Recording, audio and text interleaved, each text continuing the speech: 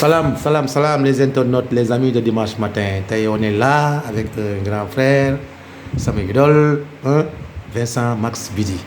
Vincent, je crois que ni képp ku nekk dans le milieu sport xam nga Vincent Max Bidi. Déjà mooy nijaayu Matar Ndiaye, le premier Sénégalais à jouer en NBA. Moom ba pare mooy turandoom, n'est-ce pas? Mooy nijaayam mooy turandoom, sa grande sœur Victorine Bidi. ñëpp xam nañ ko, elle a gardé le record de javelot, je crois. Disque durant des années. Est-ce que record boobu baat nañ ko ba léegi? Certainement. Ah bon, tu suis plus? Non, je suis plus.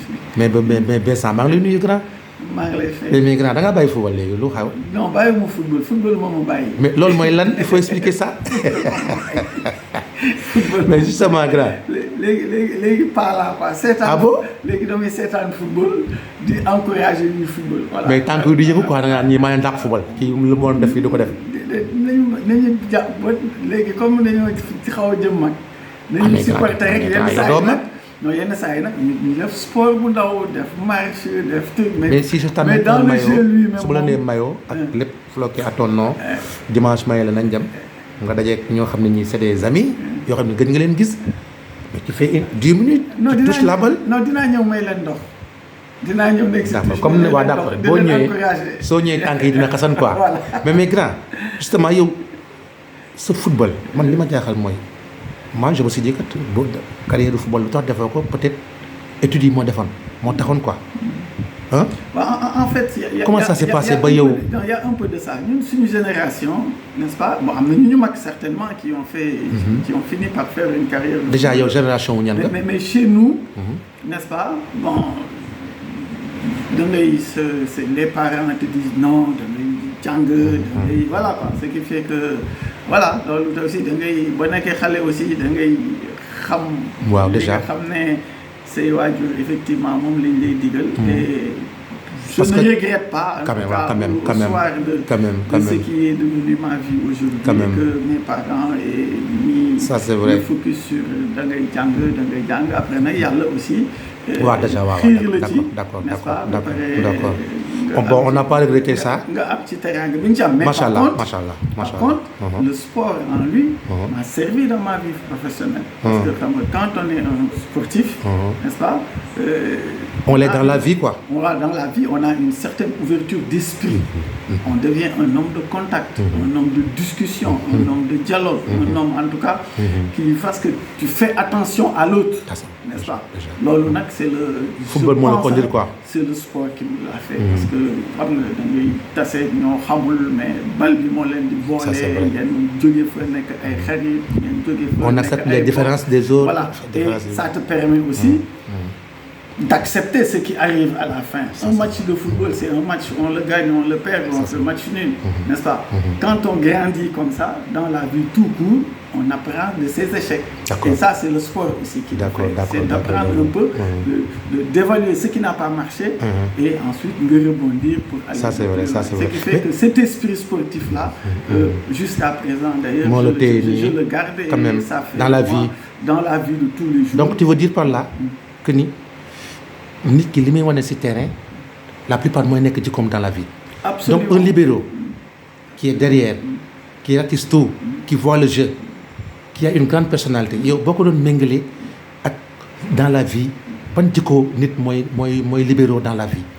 waaw xam nga dans le aujourd'hui c'est vrai les systèmes de jeu ont tellement évolué que le libéro classique genre amatul waaw ay Beckenbauer ay yooyu amatul. mais il y a une période, en tout cas, ce qu'on appelait le libéro, n'est-ce pas?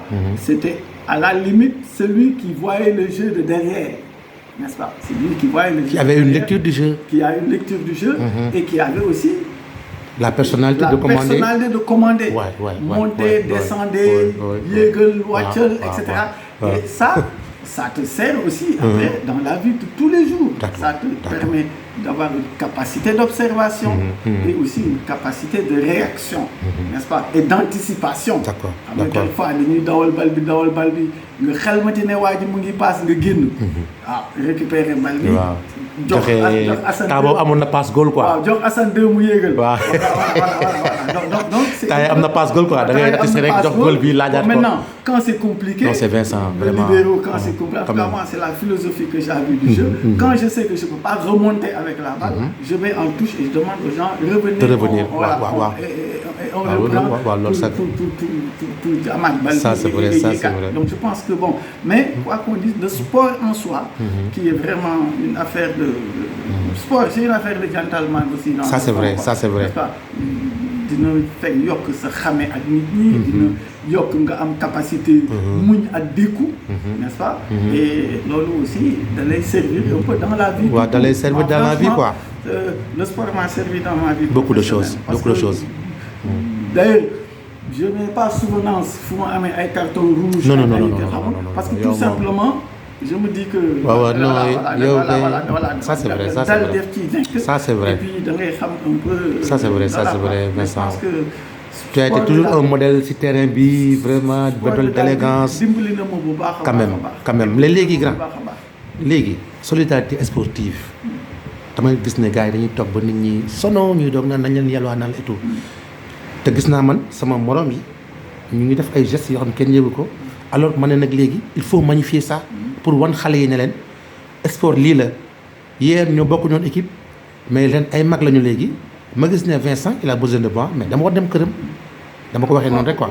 loolu je pense que cette initiative en tout cas je salue en tout cas li nga xam ne ñenn ñi ñu ngi koy def ñeneen ñi aussi ñu ngi koy continuer def ci jàppale extra. ça veut aujourd'hui quand tu prends certains on a tous dépassé la soixantaine. ça c'est vrai. Quand tu prends en âge. tu deviens de plus en plus fragile. n'est-ce pas. xëy na peut-être am yi ak mën-mën yi bokkul. ça c'est vrai. mais comme am na lenn loo xam ne dañ ko bokkoon. n'est-ce pas mooy bokk koñ bi màggandoo ci koñ bi n'est-ce pas. am ay waajur yu nekk ci koñ bi xamante. mais bu ñu nekkul ci koñ bi ak beneen koñ bi nit ñi daal amoon na une fraternité telle que. loolu dañ ko war a conserver. d'ailleurs SICAP n'est-ce pas. c'est ce qui fait aujourd'hui là nous à la SICAP nous on est là-bas tous les dimanches. tous les dimanches gars yi dañuy ñëw. mais ñooñu depuis près de 50 ans. vous êtes ensemble. voilà xam nga man bu nekkee booy sax daan naa dem alxuraan ak gars yi. waaw waaw ak gars yi donc ça signifie que ñun ñoo màggandoo. ça signifie que donc on partage. quasiment au moins chaque dimanche. on partage chacun sa semaine. booy lan moo xew naka booy yi naka lii naka lële et cetera. après ku ci nekk jàpp ci combat bi parce que affaire bi ki nga xam ne sax jàpp nañu ne. mu ëpp am na leneen loo xam ne. mu ngi koy gàllankoor am na ko moo jàppale ci doxalin. lu leer nga wax dina ne booy attention. lu leer nga wax telle chose dans tel secteur. na nga yokk góorgóorlu. na nga moytu et cetera. et c'est ça qui fait effectivement que nit ñi nekk. xam nga da ngeen di nekk xale. donc c'est le fair play daal yow fair play nga bëgg a indi foofu. waaw mais xam nga loolu yëpp mooy c'est-à-dire que quand on est un sportif. d'abord on est solidaire parce que le résultat c'est pas. yéen a ko bokk n'est-ce pas. cette solidarité là yéen a nduyoo mayoo. fait que. bu nga nekk ci biir terrain bi. n'est-ce pas. da ngeen di jàppalante. pour mun a gagner. xam nga. su ngeen perte yi ngeen xam ne yéen a pertandoo ngeen defaruwaat pour xam ne suba bu ngeen tasee ak beneen équipe da ngeen war a gagner ce qui fait donc la question le sportif c'est d'abord ça c'est d'être solidaire dans et en dehors parce que en fait en dehors ci ngay forger esprit combatif bi nga xam ne moo lay permettre nga dugg ci terrain bi mën a gagner et ça c'est fondamental. d'accord xam nga loolu moom moo tax booy jongante par exemple si poste wala dara wala dara tu te dis que du ma nangu kenn kii ma parce que esprit sport bi mooy ñëw foofu. mooy ñëw foofu c'est-à-dire que tu te dis que vraiment je suis un combattant. waaw kan waruma gagner. waaw il faut que ma gagner. waaw si bu ngeen amee bi bu yàgg ba. moom lañ doon wax waxu GIA. waaw quand la GIA avait joué un match ba ñu sol seen maillot bleu blanc. yat yi dañu naan GIA gagné leen dina metti. loolu c'est dans le terrain. mais ça c'est forgé en dehors du terrain. cet esprit de solidarité. n'est-ce pas moom ngay am ci biir. ak ci biti. te ci biti nag yëfu nit ngeen di def. yëfu nit mooy. ngeen di waxante. yëfu nit mooy ngeen di jàppalante. ku nekk xam sa morom ca la mu nekk. d'accord nga jàppale ko ci li nga mën. parce que kii am na mën nañ la jàppale ci lii. mais ki nga xam ne amul yàlla may na ko ci. leneen lu mu la mën a jàppale ça c'est vrai. et la vie aussi. c'est ça la vie d'accord et tout ça nag. on le retrouve souvent. d'accord mais ma def transition foofu ci Jeanne d'Arc bi nga wax léegi. parce que hier j'étais chez un ancien Jarafman. qui te connaît bien. il m'a même parlé de toi. ne ma classe Vincent gi war nañ taxaw parce que GIA fi mu nekk dafa doy waar. alors léegi yow. waaw. ñun supporters yu yàgg yi. yu yàgg yi déjà waaw yow war da ngeen di toog rek. GIA nekk fi mu nekk ngeen am naqar wala da ngeen di jóg. on se morfond c'est vrai que ñu ngi waxante. ak yooyu. je pense que ci information yi mu mujj am daal ñu ngi waaj a dem ay. le 20 je crois c'était le 20 la waroon nekk je sais pas comment. dégg naa y a des candidats et cetera et tout ça. pour essayer un peu. voilà quoi. fexe bi GIA en tout cas.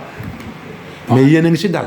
waaw les gens sont dedans. Moi souvent je suis aujourd'hui je me suis plus avec parce que j'ai un de mes amis mooy nekk président section basket bi et puis ak Maxu qui me traîne dans ces histoires de basket là.